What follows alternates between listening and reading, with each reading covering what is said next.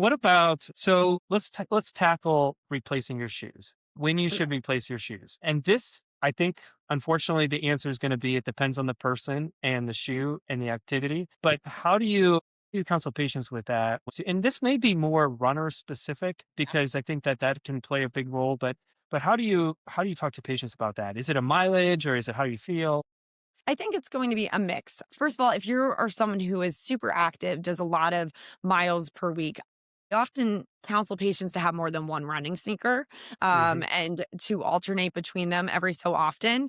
A couple things Do you that you think, just a question off that? Do you think it matters based off of like they should have a different type of shoe, a different brand of shoe? Or do you think if they say, well, for sure, because runners, we like our shoes and we will get the same shoe year over year over year, right? Because when they you find find one something that that works. works. And so I struggle personally to know what the right answer is. Should I Mhm. be mixing it up? Or if I found something that works, do I just stick with that?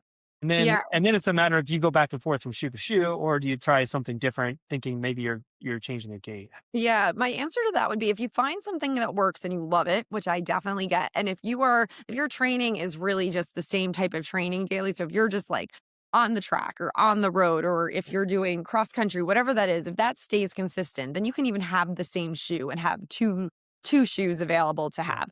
If you are doing different kinds of training, Mhm. meaning you are doing long distance, maybe cross country, going through the woods, going on, uneven terrain versus running on cement or on concrete versus going into a gym and maybe you're going to be on turf. That's when I would probably do a little bit more specific shoes targeting Yes. those different environments for that type of training. As far as knowing when to replace your shoe, it will be a mix of your mileage as well as the type of activities. But some things that you can look for are, take a look at what it looks like when it comes in. Take a picture of it if you want, or if you have a second pair, look at what it looks like so you know what wear looks like for that specific shoe. Mhm.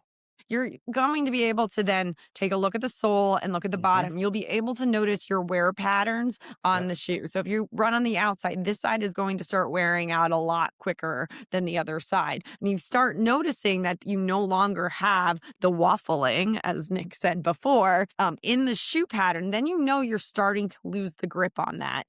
That this has been seeing a lot of miles on that. In addition, if you have that same shoe, take a feel. How rigid is the shoe? After a Mhm. period of time, you're going to lose rigidity. It's going to get soft. It's going to start breaking down. And so that's another sign that maybe you need to replace the shoe. And then lastly, our body has a good way of telling us when something isn't right. And if you're pounding and you are running and running and running, your joints are feeling that. You might start noticing some aches and pains that you might not normally have. And that Yep. can also be a sign that you're not getting as much shock absorption. You're not getting the support you need. And that might be telling you it might be time to replace the shoe. Yeah. It's probably a good idea, if you're running, I mean, if you're a big time runner, to keep track of how many miles you put on the shoe. I Yep. don't I don't subscribe to the whole idea that, 350 miles or whatever, per shoe, Yeah. because everybody's so different. It depends on body type, running style.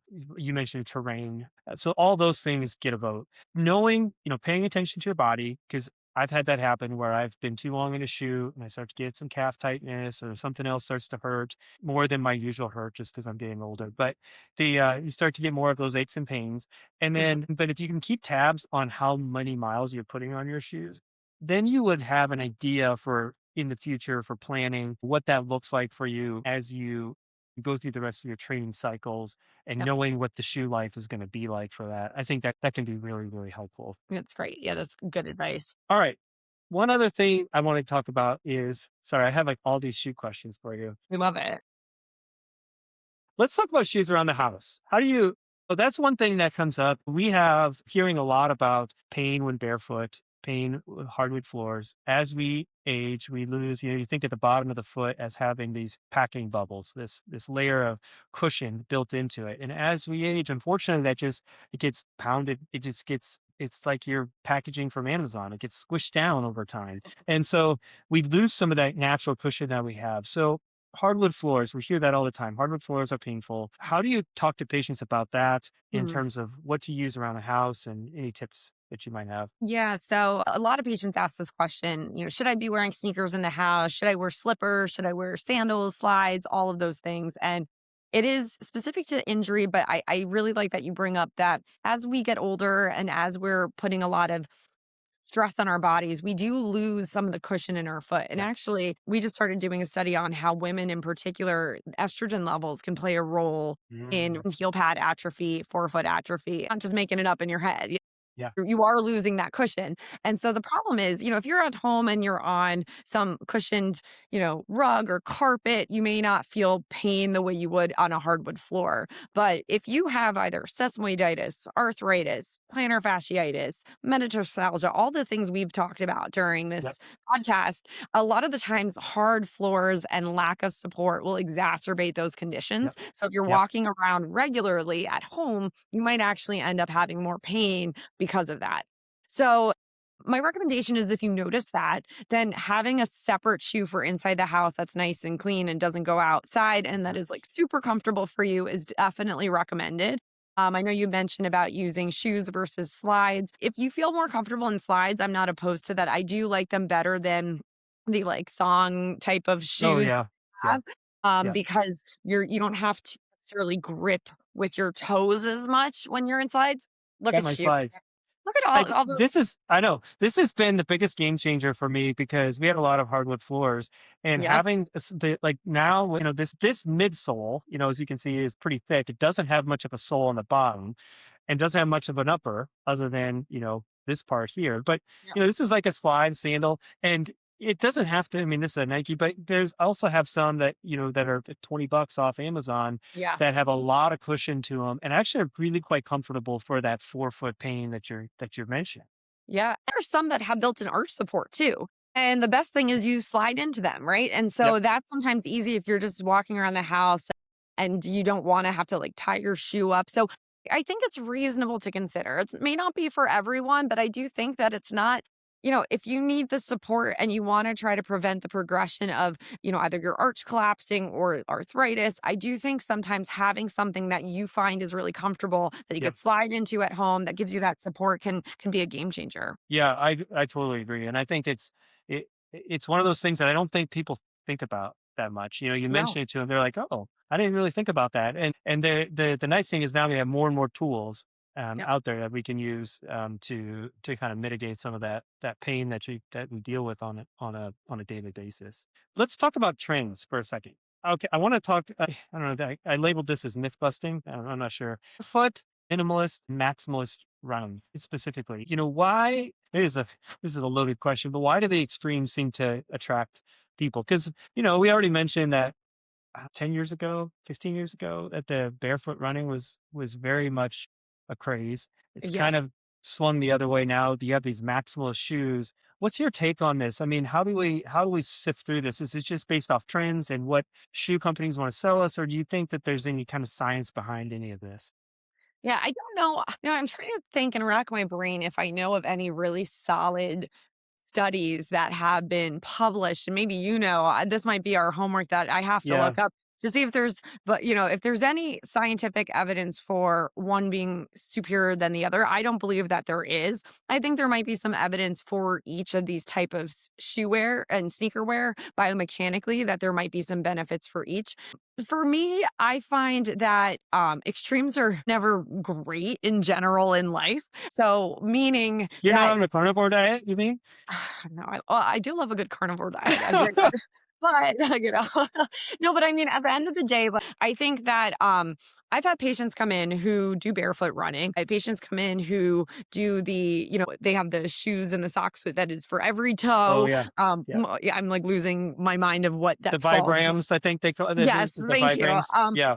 Yep. And they love it, and they find that it's great for them, and it helps, and it's supportive enough, and they feel that they can do the activities they want to do. And I think that in those situations, I would never tell an active individual who's comfortable running in those sneakers, "Don't do that." I probably would still go through the process that we've talked about and say, "What's your alignment?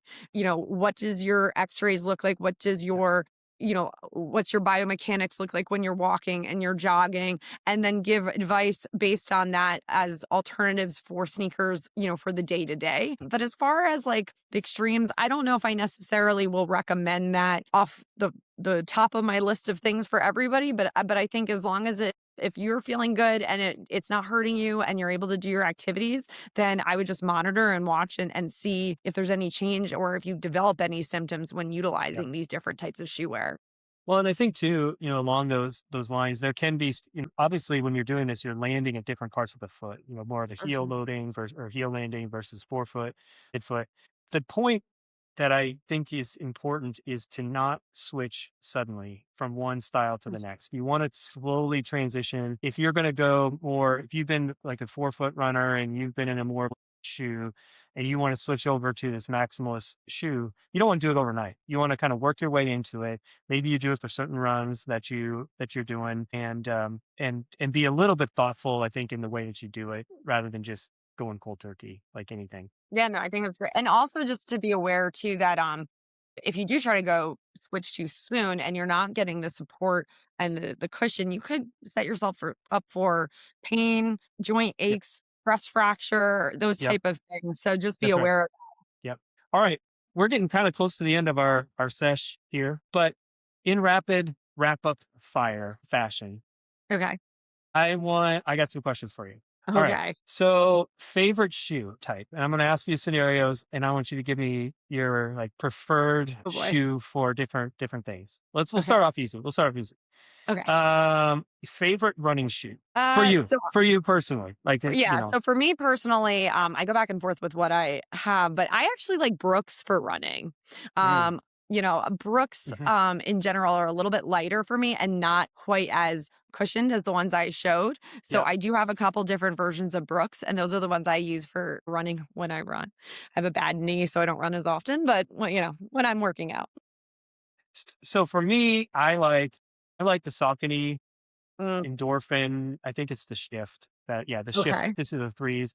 I've had those for a couple of years.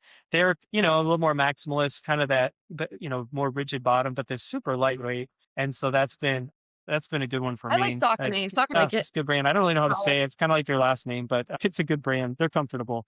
All right. Favorite shoe for the OR. What do you wear in the OR? Wow. Okay. So I'm still trying to decide what I love. I was on the Dance Go train for a Yep. while.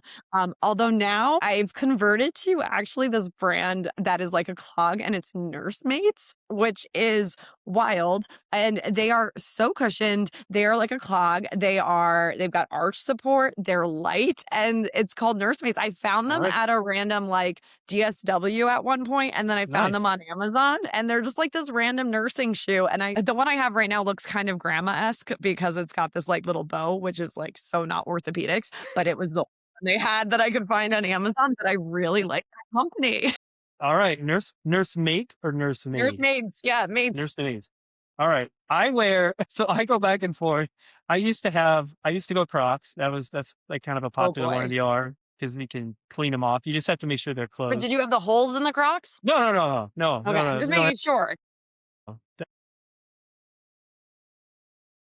I did running shoes for a while, like my running shoes. I kind of repurpose them. Now I am 100% on. I'm either going Air Force One because I really like the Air Force One, or Converse, and Look at you go. they're not comfortable. Like I have to put inserts in them. You and I are But polar opposites in the oh OR. yeah, yeah, it's totally opposite. Yeah, I'm all like it's all about style. No, I but wear really fun socks though. what's I have that? I like clogs, but I wear really fun socks. Good. What do you That's what do you part of the wear? fashion.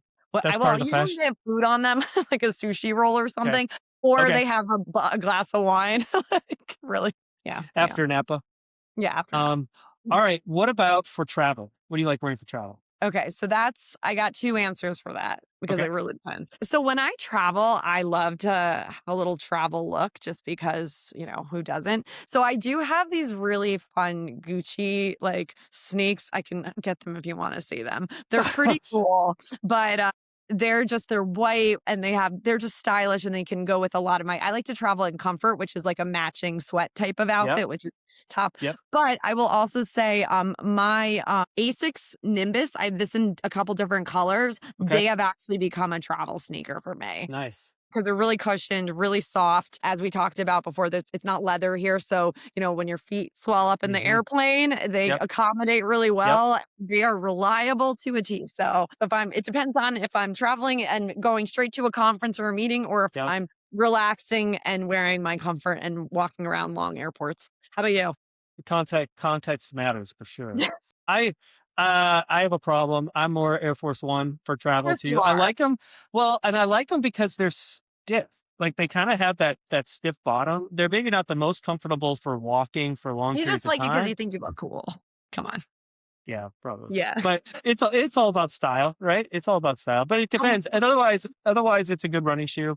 smart Like I'll, style. yeah, yeah, smart style. I'll wear that. But the thing I like about sneakers is you can, comfort and everything, else with the whole thing. All right. So what about in clinic? What do you like for clinic? And I'll just ask clinic right now. What do you like wearing for clinic? All right. So I often in my clinic, if I have work stuff, I will be wearing work attire. And I Okay. have these really fun loafers. I like loafers, different kinds of loafers. I just got these Chloe loafers that I love. And they're my favorites. But I will tell you that I'm also the kind of gal that likes to wear my scrubs in the clinic because when you're splinting and you're running to the OR, you tend to get messy with everything. Hmm. So I have scrubs. And when I started as an orthopedic surgeon and as a foot doctor, I decided to start a shoe collection because a lot of my patients ask Hmm. what I like wearing on my feet. So I have a Yep. whole mix of sneaks. I can't tell you one favorite. I try to change it up every day or so. Yep. And like I recycle, but we make them nice and fun, usually supportive. But then once again, my backups would be both my comforts of Yep. 86 Nimbus, Zoom X. These are my go tos if I need to run around a lot. But I do tend to wear different color shoes and different pattern shoes for clinic just to make it fun. I'm all Jordans. I mean, Of course you are. I have a collection of sneakers of different ones. I am like high on the Jordans for clinic. I like that quite a bit. I think I like the look, but I have some other ones. I got some the Huaraches that I'll wear. Those are Okay. nice. I have a pair of Cortezes that I'll wear. That like I call them my fast shoes when I got to really move in clinic. I got a little bit of a mix up of different types of shoes that I can kind of mix it up a little bit. And, enough patients now, they probably do this to you too, where they come in and they're always like, you have a different pair of shoes on every day, every day. Yeah. No, they wanna know. They They wanna want to see it, know. and that's part of our conversation. My Yep. repeat patients, we Yep. chat about shoes. Yep. Yep. It's the best. It's awesome. Well, I think that kind of covers pretty much everything I wanted to talk about today. I'm hoping we get to do this again at some point. Yeah, it's been fun. If you would be so kind as to join again. But I just want to say Always. thank you so much for taking the time out to talk shoes with me and different conditions that we treat and strategies you can use for managing this and how we think of this as we make recommendations for patients. Great. Thanks so much for having me. This has been a lot of fun. A lot of fun. Thank you.